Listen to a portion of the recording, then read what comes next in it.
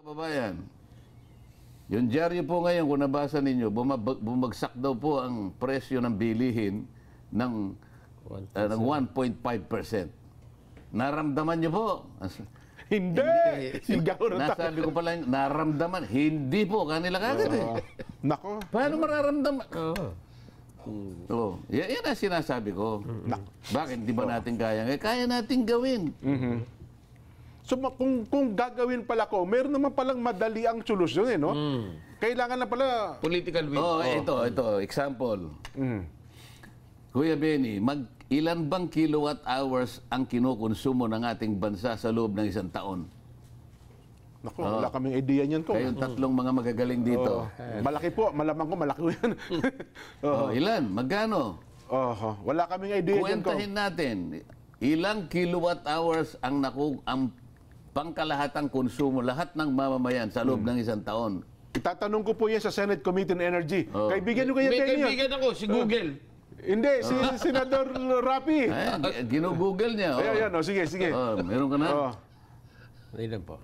Nag-iisip pa. May kaibigan ako si Google eh. Ganun ba? Natalo lang eh. Natalo lang. Mabagal mag-isip din itong... 110 terawatts. Yan. Ibig sabihin yan, 110 billion kilowatt hours. Okay. Terawatts ang sinasabi niya. Terawatts hours. 110 billion.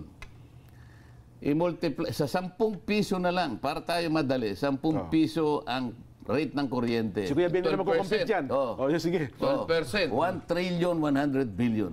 Marami. 1 trillion 100 billion times 12%. Kasi ba't eh? Si Kuya Benny ang marawag. Maliwanag na lang sabihin mo 130 billion pesos. Yan ang nakolekta niya. Yan ang kolekta niya. Sa bag. Di budget. 120 billion per annum. Magkano yung pinamimigay nilang ayuda? Depende po. Yung pagka pinagsama-sama natin, Ilan ang ayuda, Nelson? 5 po yan eh. 5. Sige. 5. AX, MAIP. Teka pa. Wala pa tayong box populi. Baka tayo nagagalit. Sige po, tapusin natin yun. Mabibitin tayo kong. Yung punto na yan. Maganda yung bagay na yan kong. So sabihin na 5. Mga... Alin-alin yung ayuda ko, Kuya Benny? Tupad. AX. AKAP.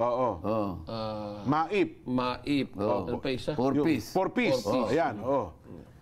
Yung total ng 5 na yan, 194 billion. A year. A year. Opo. Ito yung nakabudget ngayon, 194.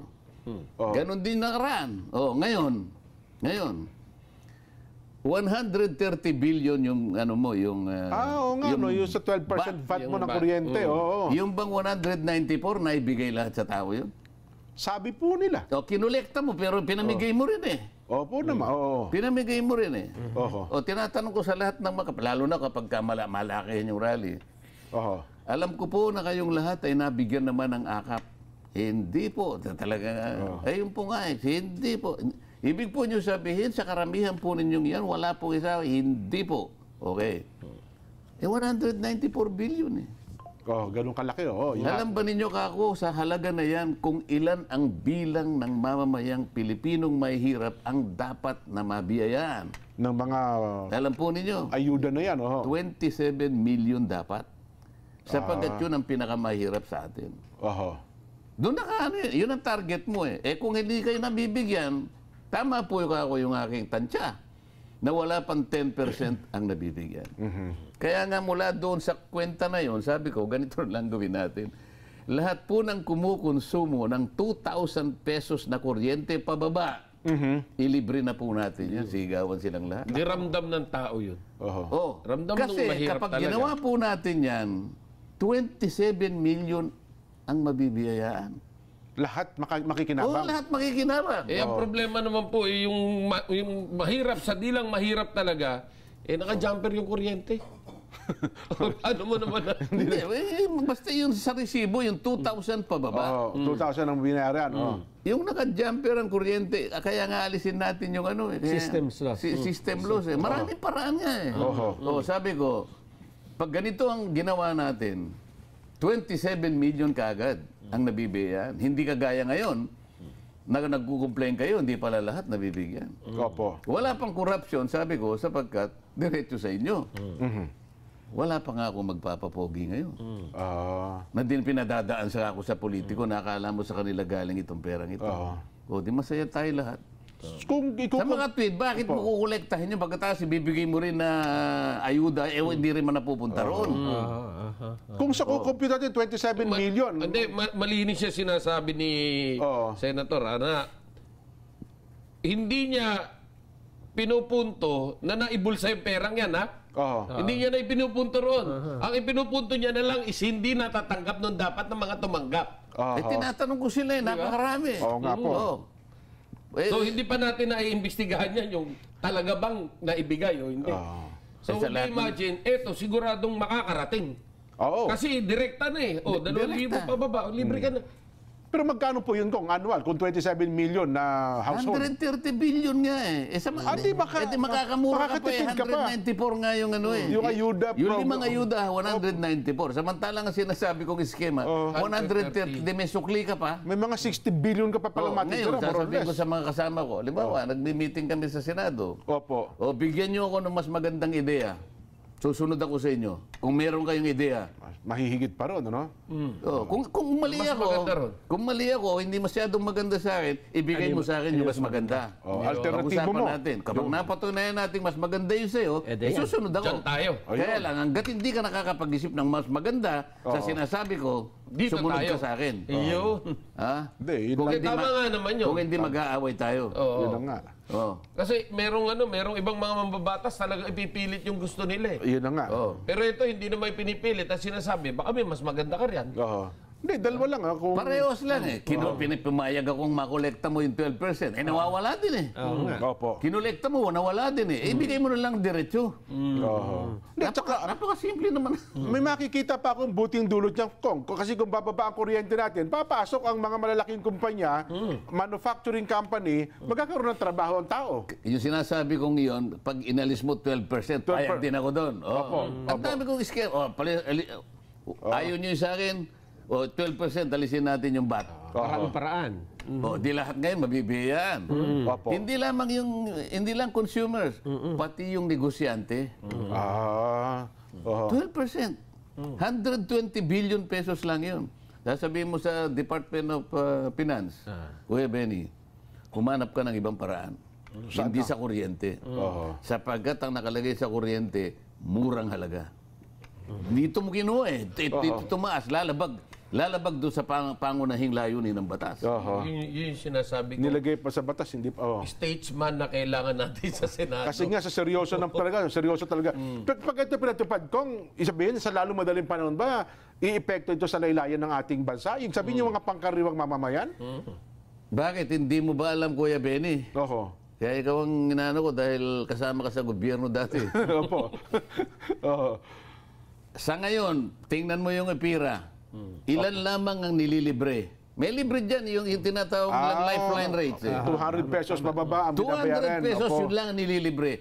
Sinong pamilya na ang kanyang konsumo 200 pesos? Sa sobrang mahal ng kuryente ngayon. Di parang... 200 ano? Yung bahay na wala nakatira. Siguro. Hindi, bahay nga mo lang nakatira eh. Nagbabayad pa rin. Mataas ba sa 200? Kasi binabayaran mo system loss. Pakikinabangan ba ng isang pamilya 200 pesos na worth ng kuryente? Siguro isang araw lang nang sindi ng ilaw, pagkatapos wala na. Puro kadiliman ng kanyang nakikita sa kanyang kapaligiran. Anyway, ang pinag-uusapan natin, yung talagang mararamdaman ng tao. Ngayon, palagi ko sinasabi, sige, ayaw ninyo ang aking panukala. Magbigay ka ng panukala. Pag hindi ka nakapagbigay ng panukala, huwag ka nga arte-arte dyan. Mag-aaway tayo. Anyway, Kong, isa pang seryoso, bago lang ako mag-exit, alam, mayroon tayong pananagutan, 5:30 ng hapon, yung Nason, yung usapin ng impeachment, kasi mayroon daw dalawang school of thought, ito ba talaga, i-continuous ba ito? Sabi naman ng iba, hindi. 20 Congress na yan eh. Hindi mo dapat i-carry yung pinag-usapan sa 19 Congress. Kayo po, Kong, bilang isang senador, bilang isang bagong senador, isang abogado, ano ba ang sarili niyong opinion sa bagay na ito, Kong? Ikaw na nga nagsimula na 2 school of thoughts yan dyan. Opo, opo. Yung kasing pinagmulan ng unang school of thought ay yung paniniwala na ang Senado is a continuing body. Yan, opo. Tama nga naman. Pansinin mo, Kuya Benny, Nelson. Kami, kapag sa mababang kapulungan, talaga walang natitira eh. Sa kanila, palaging may 12 natitira. Hati, oh. Ang makikipagtuos lang yung kalahati, hindi ba? Sa magitan ng eleksyon. So doon lang kinukuha na continuing body ang Senado. Opo. Kaya lang nakalimutan nila, yung pinagbasihan nila ay matandang desisyon. Okay. Oo, Opo. ito yung 1950 case. Oo. Na noong 1950, ayan, si Nelson naman ito yung pinakamagaling sa Avatar. Opo. Makikita mo noong 1950, yung ating Congress ay unicameral body. Opo. Oo nga, tama. Unicameral niya, kaya continuing body talaga. Opo. Oh, nakalimutan yung 2018 naman na kaso. So ito yung pinakabago, 2018 po ito. Opo. Ito yung Balag versus Senate naman, na ang sinasabi, the Senate is not a continuing body. Kaya okay. yan ang pivotal issue. Diyan magkakaroon ng debate. Opo, oho. At palagay ko, So may katotohanan ho, yung sinasabi na kapag inumpisan sa Hunyo ito, wala na, deads na ho yan. kasi palagay ko naman, hindi matatapos yan. Kasi Hunyo, hanggang 30 lang naman ang 19 Congress. Opo. Paano pa yung administrative na pamamaraan dyan? Halimbawa, gagawa pa ng impeachment rules. Opo, Yes. So yung mga administrative, pagkatapos susumpa pa yung mga member ng Senado na impeachment judges o trial judges, ano? Pagkatapos mag-i-issue po ng summon sa kung sino yung na-impeach na Vice President, sa Opo. VP Sara, o tatanggapin pa yung sagot niya. Ito ay kakain ng maraming panahon. Napalagay ko pagkahanda na mag-uumpisa, tapos na yung 19 Congress. Ngayon, ang issue ngayon, pwede bang ituloy ng 20th Congress? Ayun na nga po ang tanong ko. Yan ang labanan. Yan ang... So magiging debate yan, ano? Yan ang bantayan mo. Opo.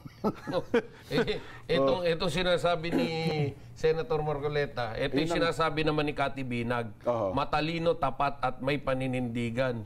Hindi peke, kaya gusto ko si Senator Marcoleta, siya lang ang may lakas loob. Akala ko pa naman, Lantarang nagsalita publicly sa maling ginagawa ng kanyang mga kapwa congressman at lantarang pinagtanggol ang war on drugs aside from PRRD. Congratulations, my Senator Rodante Marcoleta. Ipaglaban mo kami sa Senado at ilagay sa lugar ang mapang-abuso sa kapangyarihan. Iisang politikong walang takot at alinlangang magsalita sa nakikitang kamalian sa gobyerno. Siya lang ang pangalawang publicly kong ikinampanya in my whole life. Ang una ay si President Rodrigo Roa Duterte. Uy, yung maganda pala yan. Cathy Binag ng Alabang. Si Ma'am Cathy pala yan, Dapat ako bumasa nun eh. Hindi, akin yun. Ako tinex eh. Ay, ganun ba? Tama naman yun, Nelson, Kuya Benny. Pero tama lang sana yung mga polisiya. Kasi kung halimbawa, pipilitin ka makipagkaisa, mali naman ang direksyon, hindi po pwede yun. Diba? Alam naman natin, maraming problema ang bansa natin. Magkaisa tayo doon sa mabuti at tamang direksyon. At ako'y palagi nandoon. So, sa madaling salita po, payag ho kayong maging gabay tungo sa ikabubuti ng Sa lahat ng ikabubuti. Yes. Basta nasa tuntunin at hindi kagaya ng nangyari. Alam nyo na kung ano yung nangyari. Pagka mali, palagi ko sasabihin, mali tayo. Hindi mo ako mapipilit na sumama sa isang paglalakbay na walang patutunguhan. Palagi tayong ang tinitingnan natin. Ano ba yung nakasalig sa batas? Ano ba yung mabuti? Doon tayo magsimula. Kung ano yung batas, sundan natin yun. Hindi yung bigla na lang tayong gagawa ng isang hakbang Pagkatapos magkakawatak-watak tayo. Paano mo sasabihin nakikipagkaisa ka yung paraan ng pagtahak natin ay mali? Kaya palaging tama yung pagkakaisa. Pero magsimula tayo doon sa mga lakarin na alam nating yun ang kapupuntahan sa pagkakaisa. Yeah, malinaw na sinabi ng incoming Senator Marcoleta na mag-umpisa tayo. 'Di ba? Mag-umpisa tayo sa tamang hakbang. Tama, oo. 'Di ba? Willing naman Willing makipagtulungan. 'Di ba? Pero nananawagan tayo ng pagkakaisa, sana naman nasa damdamin natin talagang pagkakaisa. Tsaka may kapupuntahan talaga. Alam natin yun ang tama. Hindi yung gagawa ka ng isang hakbang. Alam mo nang magkakawatak-watak tayo. Gagawin mo pa. Gagawin mo pa. Pagkatapos sasabihin, makikipagkaya. Paano mangyayari? Lip service yun. Makikita natin yan. Sa unang araw pa lang na Senado, mararamdaman na yan. Dahil kita naman natin, sa Senado, merong style na kapag hindi ka kakampi, wala kang komite. Ganun sa Congress din, di ba po? Basta ang importante lang kasi dyan, yung tinatawag nating checks and balances. Yan naman feature ng ating demokrasya, Kuya Benny. Alam mo, sa akin, dahil umpisa ko pa lamang makasama naman sila sa actual na pagtatrabaho. Kasi kung tatanungin mo ako, yung chamber na aking pinanggalingan, marami akong mapagkukumparahan doon. Alam ko ng dynamics doon. Ang nakikita ko lamang na pwede kong pagbasihan na indikasyon, yung pagiging miyembro ko ng Commission on Appointments, sapagkat yun ay palaging sa Senado ginaganap. 2 beses ako nakasama sa Commission on Appointments. At dyan makikita mo yung dynamics. Yes. Kaya lang, limitado yun sapagkat doon lang kami sa punto ng paghirang, yung confirmation ng lahat ng mga appointees at designees ng ating presidente. Sa ibang mga aspeto ng trabaho ng Senado, lalong-lalo na yung pagka pinagdidebatihan yung mga batas, wala pa akong indication doon. Ngayon lang natin makikita kung paano ang galaw nila, kung ang pag-uusapan ay yung priorities na pinag-uusapan natin. May kanya-kanya kasi tayong pinangako sa tao. Ako lang, malinaw naman at saka hindi ko ikinaila na uunahin natin yung problemang pangkabuhayan ng ating bansa. Na pwede kong iuna sa pamagitan ng pagpapatawag siguro ng depende kung anong komite siguro ang may bibigay sa akin. Siyempre, pipilitin ko yung mga komite na kung saan ipinangako ko yung ganito at ganyan. Para mabilis na... Kung kinakailangan mabilisan, makuha natin yung... Kasi hindi po pwedeng patagalin yung problema pangkabuhayan. Totoo. Tingnan mo, yung kinikita ng tao ngayon, hindi makayang habulin yung yung taas ng presyo ng bilihin. Kaya kung makikita mo ngayon, ano yung naiwanan namin ngayong Congress na to, naipasa, di ko alam, nasa second reading pa lang, debate, yung legislated wage increase. 200 ang pinanukala ng mababang kapulungan, 100 naman yung sa kabila. Senado. So, palagay ko matatapos ang 19th Congress, hindi may sasakatuparan nito kasi nasa second reading pa lang, wala pa sa third reading. Palagay mong pag-resume namin, napunta sa third reading at alimbawa gustong madaliin talaga para lang makahabol talaga yung kita doon sa presyo ng bilihin. At sinabi ng isa halimbawa, sige, huwag na tayo magdebate tungkol dito, i-compromise natin. Alin ang gusto ninyo, yung version nyo, version namin, baka sakaling may habol. So 200 sa amin, 100 sa kanila, hindi ko kung tatanungin nyo, sige 150 na lang. Halimbawa, ganun. Hindi ideal yun Pero para lang makahabol. Para lang makahabol. Kasi wala namang ideal dito, may pros and cons din ito Kaya sa nakikita ko kasi, nahirap talaga para habulin yung presyo. Yun lang ang nakikita kong paraan. Pero bago po ang lahat, matapos po ninyong yung lumabas, yung mga results na yan, meron na po ba nagpahiwatig sa inyo, nag-text, bumati man lang, na incumbent na mga senador, at of course, ang Senate President? Oh, mga text lang naman. Kasi magkakilala naman kami talaga. Lalo Pati yung Senate President, na-text na po sa inyo. Nasa commission on appointments ako. 2 pagkakataon, 15 Congress, 19 Congress. Lahat sila nakasama ko. Kaya halos kaibigan ko rin naman sila. So nung makita nila na nandun na ako sa maaaring manalo, so yun ang mga greetings lang. Congratulations, ganyan. Kasi siyempre pa-thank you. So maganda ng ano yun. Maganda, first move na yun. No? So, kasi ang kahit naman ako ganun ang gagawin ko eh. Hindi ba? Maganda na yun. At least nagre-reach out. Diba? Ang atin ho kasi is pagkarating mo roon sa Senado, yung gawing alienated ka ba na... Hindi masyadong maninibago. Baga, may sarili kaming kaharian namin to. Ang siguro yung advantage ko, yung na-experience ko kasi nakasama ko sila sa 2 pagkakataon. Kaya unang-una sila, alimbawa si Senator Cheese, Senator Alan, nakasama ko rin sa baba sa Kongreso. Pangalawa, nung ma-appoint ako sa CA, nakasama ko pa rin sila doon. Kaya hindi ako talaga iba sa kanila. Ma-out of place sa kanila, ika nga. Hindi. Talagang halos magkaka-ano rin naman kami. Yun naman pala. Pero i-clarify nyo ako, bakit may balita ata na ang gusto nyo ay magkaroon na ng early proclamation dun sa top 6 ang COMELEC? Hindi yun ang kagustuhan. Ano lang yun, mga motion yun na, kasi ginagawa naman palagi ito ng COMELEC. Mga nakaraan. Na kapag ka yung, halimbawa ngayon, 97% na, yun lang namang posisyon. Yun naman motion lang. Na hindi na maapektuhan. Na sa anumang paraan na hindi na matitinag doon sa kinalalagyan. Para bang halimbawa, paano ba natin ipaghalimbawa? Kunyari, nasa party ka, handa na ang kainan Talagang nakikita mo, gutom na yan. Meron pang isa na hindi... Dumadating. O 2 na lang.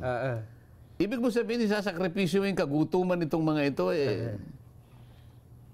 maaaring simplistic yung aking nangyayari naman sa mga nauna, ginawa naman. Tsaka kung papansinin mo naman, 97%, ilan boto na lang ba yun? Ilang milyon yun lamang netong 1 to 6. Kaya nga. Diba na hindi na maapektuhan? Kung sakaling hindi na maapektuhan, hindi proklama mo na. Kaso, yung mga iba, kaya nila ginagawa yun, parang akala mo napakalaking bagay. Parang binibingwit lang ako na mag-react. Kaya ayoko nga mag-react doon. Gusto ko pumunta dito para dito ko unang ipagpasalamat yung nangyari sa akin buhay. Kaya ikaw, Nelson, nagpa-react Gusto ko na i-clarify Dahil, siyempre, sa COMELEC naman, sasabihin nila, hindi, mabilis naman tayo. So, mas maganda siguro sabay-sabay na kayo. Okay din naman yun. Wala nang problema doon. Wala rin naman problema yun. Kasi, kumbaga halimbawa, pumayag sila doon, makakatipid sila sa oras kasi yung 6 na yan. So, 6 na lang ang tatawagin nila. Baka yung preparasyon konti na lang, dahil kalahati, nauna na. Hindi masyadong crowded. Nagawa naman kasi sa maraming pagkakataon sa dati. So, walang issue doon. Pinalalaki na lang ng iba na namimingwit lang. Ingat. gusto ko yung isalang kagad. Intrigahin kagad. Ayoko namang pasindak doon. Kasi ang gusto ko, dito ako munang pumunta. Dito ko unang babatiin ang mga taong talagang tumulong sa atin. Lalong-lalo na nga ang ating tagapamahalang pangkalahatan.